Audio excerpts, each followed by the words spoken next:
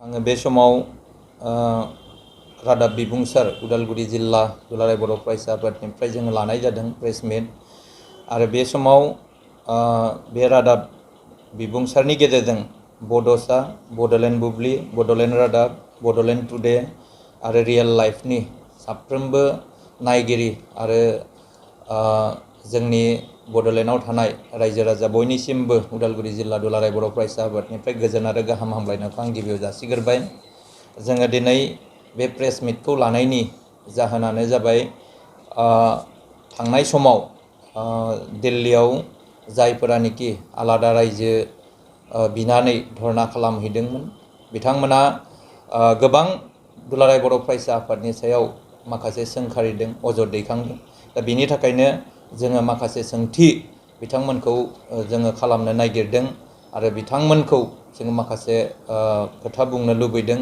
दा बे हाबाफारियावनो जोंजों लोगोसे दङ उदालगुरि जिल्ला दुलाराय बर' फरायसा आफादनि सोलोंथाइ नेहाथारि बिकास बड'सा, सुबुं फोनांजाब नेहाथारि रिपुल बर' आरो बे समाव जोङो बेखौनो गिबियाव सोंखारिनो लुबैदों जे जाय बिथांमोना दिल्लीयाव थांनानै बर'नि माहारियारि आफाद दुलाराय बर' फरायसा आफादखौ बिथांमोना सोंखारिदों, बर'फोरनि गेजेराव जाबायदि एना एनि लाबोनो नागिरदों बेखौ जोङो गिबियावनो सोंखारिदों। जोङो बयबो मिथिगौ थांनाय 8 आगस्टआव BONS आरो BPFनि माखासे सुबुंफोरा आलादा रायजो नांगौ होननानै दिल्लीनि जन्तर मन्तराव बिथांमोना धरना हाबाफारि लादोंमोन। बे धरना हाबाफारियाव मोनसे जाथाय जालांदों जे दिल्ली पुलिसा बिथांमोनखौ बै हाबाफारिखौ खालामनो थाखाय होआखैमोन, जायनि थाखाय बिथांमोनखौ होखांनानै लानानै थांदोंमोन। दा बै समाव बिथांमोना दिल्ली पुलिसजों होख्रांजानानै जे दुलाराय बर' फरायसा आफादखौसो बिथांमोना गाज्रियै सोंखारिदों, मुर्दाबाद होदों आरो गो बेक होदों। दा बिनि थाखाय जोङो बिथांमोननिसिम खावलायहरनो लुबैदों आरो बिथांमोनखौ सोंखारिनो लुबैदों जे जोंहा बुंनांगौआ बेसो जे आलादा रायजो बिनायाव जोंहा सोरबा आलादा रायजो बिनायाव जोंहा जेबो बुंनांगौ गैया। सोरनिबा मोन्थायखौ मोननायाव बा दिनै गणतन्त्र हादोराव बयहाबो मोन्थाया दङ। नाथाय खोथाया जाहैबाय गणतन्त्र हादोराव बिथांमोना जाय मोन्थायखौ मोननो लुबैनानै बा हास्थायनानै बिथांमोना सोमावसारदों, दा बेयाव फेलें जानायनि थाखाय सोरबा माहारियारि आफादा दायनिगिरि साजायनायाव जोंहा दुखु मोनदों आरो बुंनांगौ दङ होननानै जोङो सानदों। दा बड'लेण्ड जों बर' हारिया थांनाय थैनायनि खोथा दङ। बड'लेण्ड सोदोबानो मोनसे गोथार सोदोब। बेखौ लानानै रिभेन्स बा इमसनजों बेफोर थांखि लाजानाय बुस्थु नङा। दा दिनै जोङो जाय बिथांमोना दिनै आलादा रायजो नांगौ होननानै दाबि दैखांदों बा बिथांमोना दिनै बर' हारिनि गेजेराव गुलुं गुजुं मोनसे थासारि लाबोनो नागिरदों, दा बिथांमोना बुजिनाया मोजां आरो बिथांमोनखौ जोङो मोनथियो जे बिथांमोना मोनसे राजखान्थिनि रिभेन्स लानानै राजखान्थिनि मोनसे इमसन मोनसे माबाजों बिथांमोना खालामनो नागिरनायखौ जोङो नुदों। दा बेयाव बिथांमोना राजखान्थिनि जि खैसार बे खैसारखौ सानानै बिथांमोना दिनै बड'लेण्ड बे सोदोबजों बड'लेण्डनि जि मोनसे सोदोब गोथार सोदोब बेजों बिथांमोना गेलेनो नागिरदों बर' हारियाव। दा बेखौ जोंहा बुंनांगौ दोङो, बेखौ जोंहा दिनै रायजो राजानि गेजेराव फोरमायनांगौ दङ होननानै जोङो सानो। जायफोरा बेजों गेलेनो सानदों बिथांमोना राजखान्थिनि रिभेन्स आरो इमसनेलिसो खालामनाय बायदि जोङो रोखा जादों। दा बेयाव जोङो माखासे खोथा जि दिना दाखालि बावै दिल्लीयाव जाथाय जाबाय, बेयाव जोङो माखासे जोंनि गेजेराव सोंथि सिखांदों जे बिथांमोना पारमिसन लादोंमोनब्ला दिल्ली पुलिसा मानोथो धरनाखौ होबथाखो, मा कारनाव होबथाजाखो, बिनि जि पारमिसननि कपि दंना गैयामोन। दा बैफोरखौ जोंनि गेजेराव माखासे सोंथि जादों।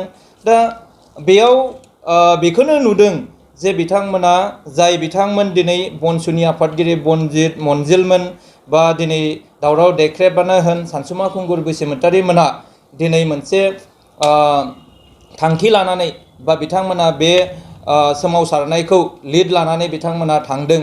दा बेयाव बिथांमोननियाव मोनसे रोंगौथि गैयै बा नैबे आलादा रायजोनि जि सोमावसारनाय बेखौ मोनसे मोजां दिगाव लांनो हानाय मोनसे थासारि गैया होनना जों बेयावनो फोरमान जाबाय जे बिथांमोना गिबियावनो सौग्रावबाय आरो गिबियावनो बिथांमोना फेलें जाबाय। जोङो दुलाराय बर' फरायसा आफादा गोबां जोङो सोमावसारदों आरो बे सोमावसारनायाव जोङो सानसेबो दिल्ली पुलिसजों बिदि होख्रांजायाखैमोन। गोबां जोंनि गेजेराव जोङो हाजार हाजार रोजा रोजा मानसिफ्रा थांनानै बेयाव आन्दलन खालामदोंमोन। नाथाय बेयाव कुनु दिनो सानसेबो दुलाराय बर' फरायसा आफादनि सोमावसारनायाव बा UBP नि सोमावसारनाय NDP नि सोमावसारनायाव जोङो सानसेबो बेबायदि होख्रांजायाखैमोन। मानो होनोबा बेयाव मोनसे जोंहा थार आरो जोंहा गोथार मोनसे थांखि दङमोन आरो बे जोंहा मोनथाय दङमोन। बेनि थाखाय जोंखौ रावबो बेबायदि थासारि खालामनो हायाखैमोन। नाथाय दिनै जाय बिथांमोना बे सोमावसारनायखौ दैदेननो नागिरदों बै दैदेननो नागिरग्रा दैदेनगिरि बिथांमोननियाव मोनसे प्रपार नलेजआ गैया जे आलादा रायजो सोमावसारनायाव बोरैहाय लांनांगौ बेनि नलेजआ गैया बायदि मोनदों। मानो होनोबा बिथांमोनखौ जोङो नुयो जे बिथांमोना राजखान्थिजों गुलि गुलि जानानै फैनाय साफा साफा मानसि। दा दिनै जोङो मानगोनां सानसुमा खुंगुर बैसोमुतियारिखौ सासे बैसोगोरा मानसि हिसाबै जोङो गनायो मानियो। एबसुनि दैदेनगिरिमोन बिथाङा सानसे समाव। नाथाय बिथाङा दिनै बोराय बैसोआव गावा गुलि गुलि राजखान्थि खालामबोनानै एकर्ड मोनसे खालामबोखांनायनि उनाव राजखान्थिजों बियो हाब्रु गेले गेले जाखांनानै दिनै फिन राजखान्थिनि लुबाव राजखान्थि खालामफिननायनि जि मोनसे लालस बे लालसाव दिनै बिथाङा मानगोनां बिथाङा दिनै फिन राजखान्थिनि खैसार खालामनानै गाव गादियाव फैफिननायनि जि राजखान्थि खालामगासिनो दङ। बड'लेण्डनि जि मोनसे गोथार बड'फानि जि मोनसे गोथार सिमां बर' रायजोनि जि मोनसे इमोशन बर' रायजोनि थांना थानायनि जि मोनसे राहा बेजों बिथांमोना गेलेनो नागिरनायखौ जोङो नुदों। दा बेखौ जोंहा सोंखारिनांगौ दङ। बेखौ जोंहा बर' रायजो राजाफ्रा मिन्थिनांगौ दङ। मानो होनोबा सानसुमा खुंगुर मानगोनां बिथाङा दिनै नंगौ बिथाङा बर'नि सायाव सेन्टिमेन्ट दङ आङो बेखौ गैया होननानै बुङा।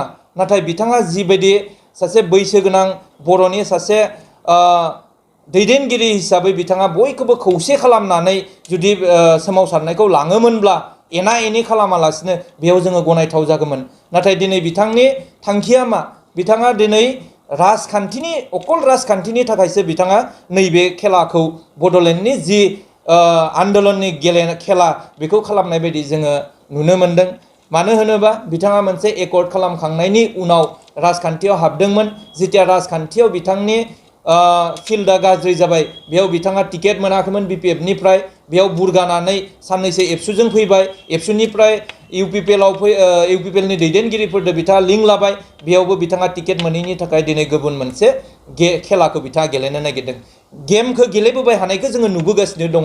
दा बिनि उनाव दावराव देख्रेबनि खोथाखौ जोङो नायोबा बिथांनि जोङो जारिमिनखौ नायोबा नुयो नंगौ बिथां मानगोनां बिथाङाबो सानसे समाव एबसुनिनो दैदेनगिरिमोन।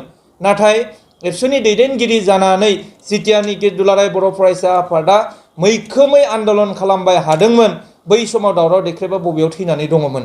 सानसेबो बिथांनि मुंखौनो जों खोनायासै। सानसेबो जोङो इसिबां आन्दलन खालामबाय धरना खालामबाय सानसेबो बिथांखौ जोङो दिल्लीयाव नुहैयासै राजा लामायाव नुफेरासै। खिन्थु दिनै बिथाङा राजखान्थिनि खैसारजों आकु दिनै बड'लेण्ड नांगौ होननानै बिथाङा दिनै खेला गेलेफिननो नागिरदों। दा बेखौ जोङो मिन्थियै रावबो गैया। दा दिनै BONSनि आफादगिरि बनजित मन्जिलनि खोथाखौ जोङो जुदि नायोब्ला बिथांनि जारिमिनखौ जोङो नायोबा बिथाङाबो सासे राजखान्थिजों गेले गेले जाबोनाय राजखान्थिनि हाब्रुजों गेलेनानै मैला जाबोनाय सासे मानसिखा। मानो होनोबा मोनसे समाव बिथाङा BSU होननाय मोनसे आफादनिबो स्टुडेन्ट अर्गेनाइजेसननिबो गाहाय नेहाथारि बिथाङा जाखांनानै फैनाय आरो बै आफादा मोनसे राजखान्थि BPF होननाय राजखान्थि हानजानिफ्राय जोनोम जानाय मोनसे आफादनिफ्राय बिथाङा फैनाय मानसि। दा बै समाव जितियानोखि BSUनि गाहाय नेहाथारि जादोंमोन अब्लाना जितिया बर'फ्रा आन्दलन लोब लोब आन्दलन खालामनो ओंखारबोदोंमोन आइ आफाफ्रा आन्दलन खालामनो ओंखारबोदोंमोन लामा ससेयाव बेंथेनानै बिथांमोनानो बड'लेण्ड आन्दलन खालामनो थांनो नाङा होननानै रायजो राजाफोरखौ दम होग्रामोन।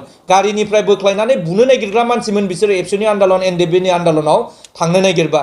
दा दिनै बैबायदि मानसिफोरा दिनै आलादा रायजो नांगौ होननानै दिनै डिमान्ड खालामफिननाया सोमोनांथाव नंगौना नङा बेखौ रायजो राजाफ्रा दिनै बुजियै रावबो गैया।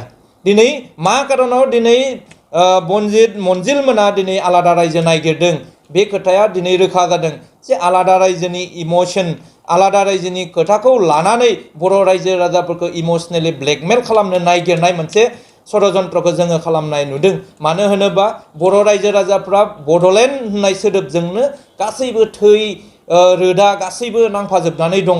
बड'लेण्ड होनना बुङोब्लानो बर'फोरनि गोसोआव मोनसे जांख्रिखांनाय फैयो। आलादा रायजो होनना बुंबानो बर'फोरनि गेजेराव मोनसे इमोशना जाखांबोयो। दा बै इमोशनखौ लानानै बर' रायजो राजानि जि इमोशन, बे इमोशनखौ लानानै दिनै दावराव देख्रेबानो होन, दिनै मानगोनां सानसुमा खुंगुर बसुमतारियानो होन, बनजित मनजिलमोनानो होन, बिथांमोना दिनै बर'फोरनि जि इमोशन बेजों गेलेनो नागिरदों। दा बेखौ जोङो बयबो सांग्रां जानांगोन।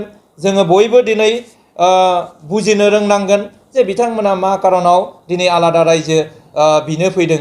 दा जोङो बेखौनो बुंनो लुबैदों, दुलाराय बर' फरायसा आफादा माब्लाबाबो जोङो आलादा रायजो नाङा होननानै बुंफेराखै आरो इयुनाव बुंफिननायबो नङा। आरो आलादा रायजो नङाबा बे हारिया थांना थानायाबो गोब्राबखा, बेखौ दुलाराय बर' फरायसा आफादा मोनथिखागौ। दिनै जोङो आन्दलनखौ दोनथ'दों, माखासे जाहोननि थाखाय जोङो आन्दलनखौ दोनथ'दों, सोमावसारनायखौ दोनथ'दों। जोङो गोबां बोसोर सोमावसारै सारै मोनसे अबस्थायाव जोङो गाज्रि मोनसे अबस्था जानानै दोङो। रांखान्थियाव जों गोग्लैसोना थालांबाय, सोलोंथायाव जोङो गोग्लैसोनानै थालांबाय। दा बै गोग्लैसोना थालांनाय माखासे जिखिनि गोग्लैसोनानै थालांबाय बेखौ जोङो एसे आवगायनानै जोङो लांनो नागिरदों। आलादा रायजोखौ जोङो माब्लाबाबो जोङो नांला होननानै जोङो बुङाखै आरो बेखौ सोमावसारनायखौबो जों गाराखै। मानो होनोबा दिनै एकर्ड खालामदों, सानसुमा खुंगुर बसुमतारियानो गिबि एकर्ड खालामजेनदों बर'फोरनि गेजेराव। बिनि उनाव हाग्रामाया खालामबाय, बिनि उनाव दिनै प्रमद बर'आ खालामबाय। दा बेखौ जोङो मा लेभेलाव लादों? दा जोङो दिनै जिखिनि एकर्ड खालामबाय बै एकर्डफोरखौ जोङो बड'लेण्ड मोननायनि मोनसे जांख्ला बायदिसो जोङो लादों।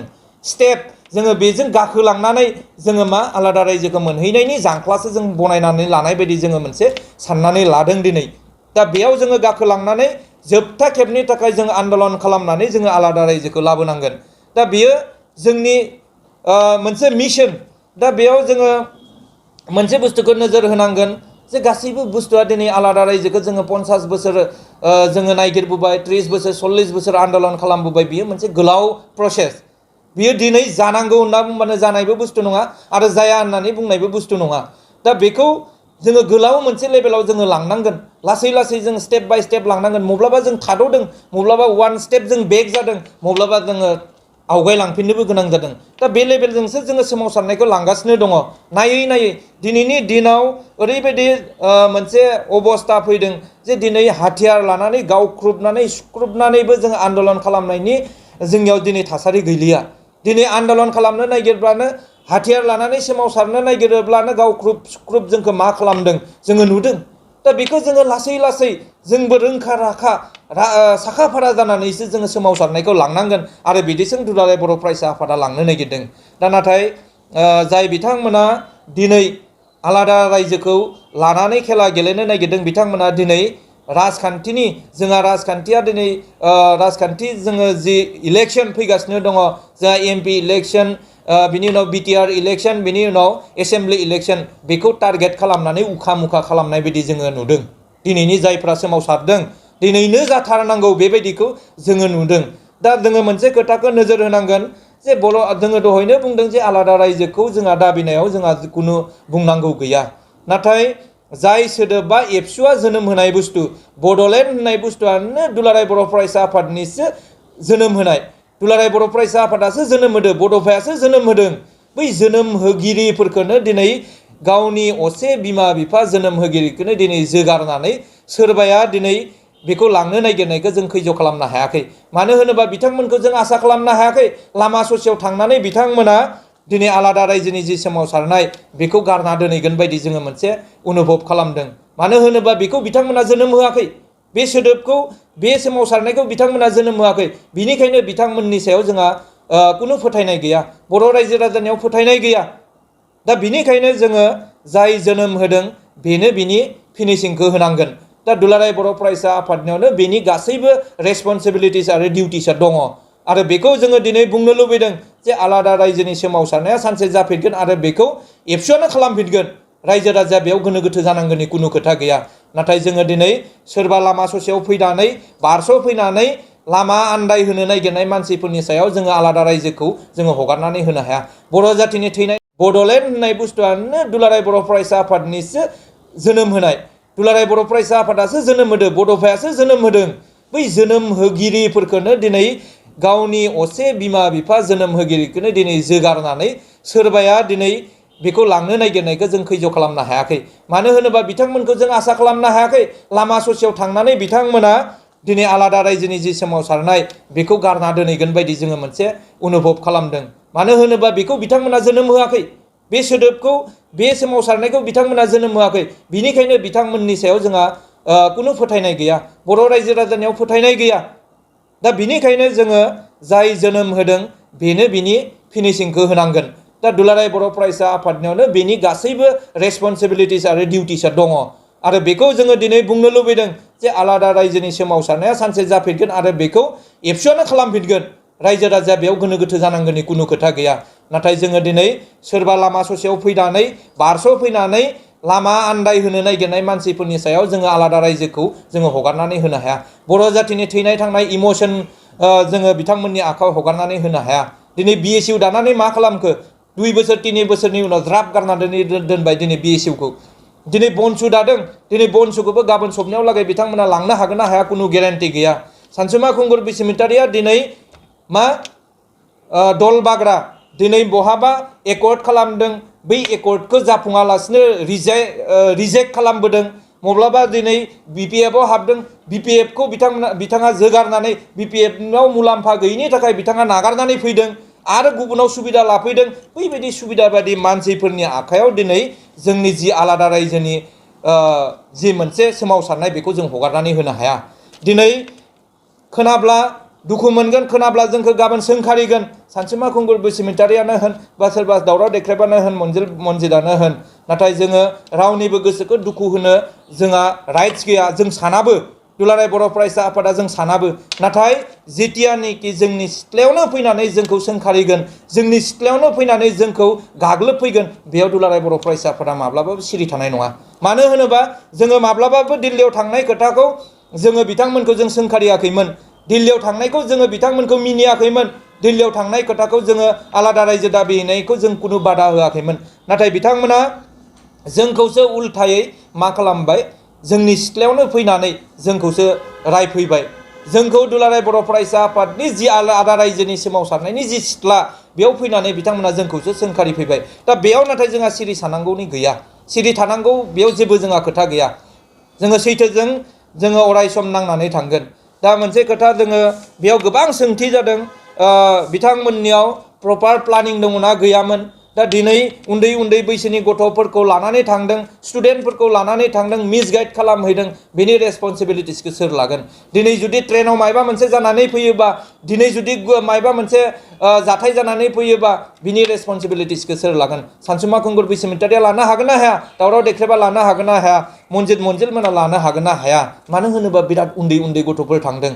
जोङो नुदों उन्दै उन्दै गथ'फोर, फरायसा स्टुडेन्टफोरखौ लानानै बिथांमोना सोमावसारनो नागिरदों। दा बेयाव जोंहा माखासे खोथा जोङो बुंनांगौ दङ। जा प्रपार जोङो लामाजों थांनानै मोनसे मोजां प्लानिंजों थांनानै आन्दलन खालामनायाव जोंहा बुंनांगौ गैयामोन। नाथाय दिनै मिसगाइड खालामोबा जोंहा बेयाव बुंनांगौ थागोन। दुलाराय बर' फरायसा आफादा दिनै जातिनि सार्थनि थाखाय गासैबो बिथिंखौ नोजोर होदों, गासैबो बिथिङाव खामानि मावदों। दिनै जुदि सोरबा बेयाव गाज्रि खामानि मावफैबा, बर' हारिनि लाइमोनफोरखौ लानानै जुदि मिसगाइड खालामोबा, गाज्रि लामाजों लांनो नागिरोबा बेयाव खिन्थु दुलाराय बर' फरायसा आफादा स्टेन्ड होगोन। अराय सम बिथांमोननि हेंथायै जोङो स्टेन्ड होगोन बेयाव। दा बेखिनिखौ जोङो रोखायै बुंना दोनदों। दा बेनिखायनो जोङो बिथां दावराव देख्रेबानो होन, सोरबा सानसुमा खुंगुर बसुमतारियानो होन, बिथांमोनखौ जोङो बुंनो लुबैदों जे आलादा रायजो सोमावसारनायाव मोनसे मोजां प्लानिं खालामनानै, बयखौबो खौसे खालामनानै, दुलाराय बर' फरायसा आफादानो होन बा गुबुन गुबुन आफादफोरानो होन, बयबो खौसे जानानै जोङो सोमावसारनांगोन। अब्लासो जोंनि थांखिया मोनहैगोन। दिनै सोरखौबा नागारनानै 80% बर' माहारिखौ नागारनानै 20% बर'आ जुदि सोमावसारोबा बेयो जाफुंसारखानाय नङा। दा राजखान्थिनि खैसारखौ सानानै नोंथांमोना बेबायदि खालामबाय हायोबा बर' जातिया थेर बेथेर जालांगोन। दा बेखिनि खोथाखौ जोङो बुंनो लुबैदों। दा जोङो बयबो बर' रायजो राजा बिथांमोनखौ खावलायनो लुबैदों जे आलादा रायजोआ जोंनि बिखानि थै बिखा बिख्लोनि आरो बे आलादा रायजोखौ मोनाबा जोंनि बर' जातिया रोजा रोजा बोसोर थांना थानाया जाफुंखानाय नङा। दा बेयो जोङो बयबो मोनथिखायो आरो बिनि सोमावसारनायखौ जोङो सानसे नङा सानसे खालामफिननांगोन। नाथाय खोथाया जाहैबाय आं दहाय बुंनाय बायदि जोंहा रांखान्थियाव गोग्लैसोनानै थाबाय, जोंहा राजखान्थि मोजां राजखान्थिगिरिफोर गैया, समाजा जोंहा दिनै गुबुंले जानो हमगासिनो दङ। गोबां लाइमोनफोरा दिनै जौ जुवा बायदिसिना थासारियाव गोग्लैनानै दिनै बरबाद जानो थांगासिनो दङ। सुबुं अनजिमाया खमिलांदों, जोंहा गोबां समाजनि थासारिया गाज्रि जानांदों, रांखान्थियाव जोंहा दुरबल जालांदों। दा बैफोरखौ जोङो एसे जोङो बोरैहाय जोङो आवगायनानै जोङो गोख्रों जानानै जोङो माबोरै आलादा रायजोनि थाखाय जोङो सोमावसारो, माखासे प्लानिं खालामनानै माखासे स्ट्रेटेजि पलिसि खालामनानै जोङो बोरैहाय लांनो हायो बेखौ जोङो नायनांगोन।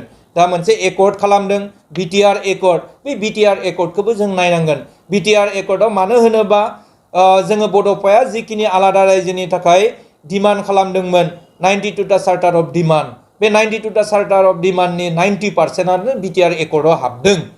दा बेजोंनो जोङो नायनो नागिरदों जे सरकारा बेसेबां रेसपन्स होयो जोंखौ बेफोर एकर्डखौ इमप्लिमेन्टेसन खालामनायाव। जुदि बिथांमोना रेसपन्स होयोबा मोजां, जुदि बिथांमोना जोंनि गासैबो एकर्डखौ जुदि एकर्डनि दफाफोरखौ इमप्लिमेन्टेसन खालामबा जोंहा बेजोंनो माखासे जौगानाया फैगोन, बेखौ जोङो नोजोर होदों। नाथाय जि दिना बिटिआर एकर्डनि दफाफोरखौ मावफुङा बै साननिफ्राय जोङो फिन सोमावसारनायाव जोङो बारसोमफिननांगोन। दा बे जोंहा रोखाखा, दिनै जोङो बयबो नुदों बर' मानसिफ्रा दिनै थोबसेबो सोमावसारालासिनो आन्दलन खालामालासिनो जेबो बुस्थुखौ मोनफेराखै।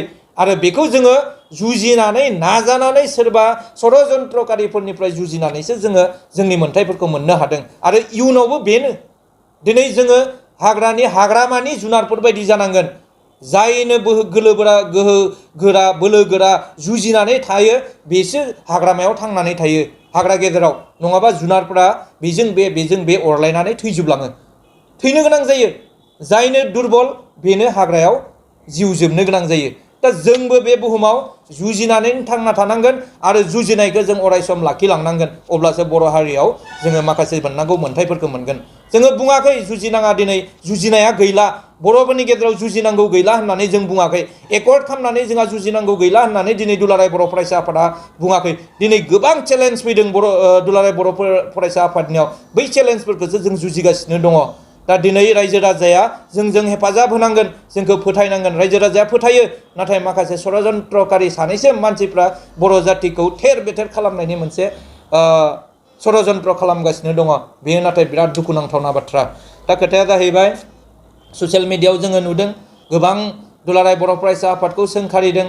सोरबा बिपिएफनि माखासे सापर्टारफ्रा एबसु अफिस सावनांगौ होननानै बुंदों, सोरखौबा गावथारनांगौ बुथारनांगौ होननानै बुंदों। बेयो बर' हारिनि थाखाय जोबोद दुखुनांथाव। बेनि दायनिगिरियाबो खिन्थु सानसुमा खुंगुर बसुमतारी दावराव देख्रेबमोनानो जानांगोन। मानो होनोबा बिथांमोनानो फोरोङो, आमखाखौ बिदि बुंनांगौ तामखाखौ बिदि बुंनांगौ होननानै फोरोंग्राया सानसुमा खुंगुर बसुमतारीयानो। आरो दिनै जाय बिथांमोना दिनै दुलाराय बर' फरायसा आफादनि न' सावनो ओंखारदों, बै मानसिफोरखौ जोङो माब्लाबाबो ओरैनो गारनाय नङा, जोङो गारनाय नङा। जोङो जाय मानसिफ्रा दुलाराय बर' फरायसा आफादखौ दिनै गाज्रि सोंखारिदों बै मानसिफोरखौ जोङो माब्लाबाबो रेहाय होनाय नङा। दा बेखौ जोङो मिन्थिना लानाया मोजां। दा बेनिखायनो उदालगुरि जिल्ला दुलाराय बर' फरायसा आफादा दिनै बे प्रेस मिटखौ लिंदों, जोङो खावलायनो लुबैदों। दा जोङो नंगौ बर' जातिया मोनसे संग्रामनि गेजेरजों फैनाय हारि आरो जों बे संग्रामखौ अरायसम लाखिलांनांगोन, बेबो मोनसेखा।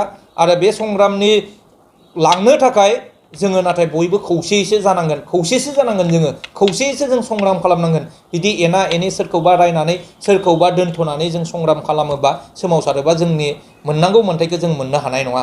दा बेखौनो जों उदालगुरि जिल्ला दुलाराय बर' फरायसा आफादनिफ्राय बयबो रायजो राजानिसिम जोङो फोरमायहरदों, जाहाथे जोङो बयबो खौसे जानो हायो। जायफ्रानोखि मिसगाइड खालामदों, गाज्रि लामा दैदेनदों, बै मानसिफोरखौ जोङो दिनै सिनायना लानाया मोजां। बै खोथाफोरखौ जोङो फोरमायहरनो लुबैदों। दा बर' जातियाव दुलाराय बर' फरायसा आफादखौ फोथायनांगोन आरो दुलाराय बर' फरायसा आफादा दिनै हारि थैनायनि थाखाय, जातिया धंस जानायनि थाखाय मोनसेबो थोबसेबो जेबो खामानि मावफेराखै आरो गाब्र'होफेराखै। दा दिनै बिटिआर एकर्डखौ लानानै गोबाङा सोंखारिनो नागिरो अपोजिशन पार्टिफ्रा जे बिटिआर एकर्डनि गेजेरजों धंस जाबाय माबा जाबाय नायनि जोङो नायनि 5 बोसोर नायगोन 5 बोसोरनि उनाव जुदि थारैनो बे जाथिया जुदि बिटिआर एकर्डनि गेजेरजों धंस जानो नागिरदोंबा बेयाव आंनो सिगां स्टेन्ड होगोन आरो आंनो सिगां ओंखारगोन आं आन्दलनाव नोंथांनाव हान्थु सिं गोदोना आखाइ आखाइनि आसि सिंस्रि दाफोना सानाय आफादावदै सानाय आथिं मिजुनाय सानाय खर'जरा सानाय आथिं फारनैबो बोलो मोनै जानजि सानानै आथिङाव साहैनाय जायखिजाया गोजामनिफ्राय गोजाम सानाय जादोंब्ला नोंथांमोना जिंगासिनो नांला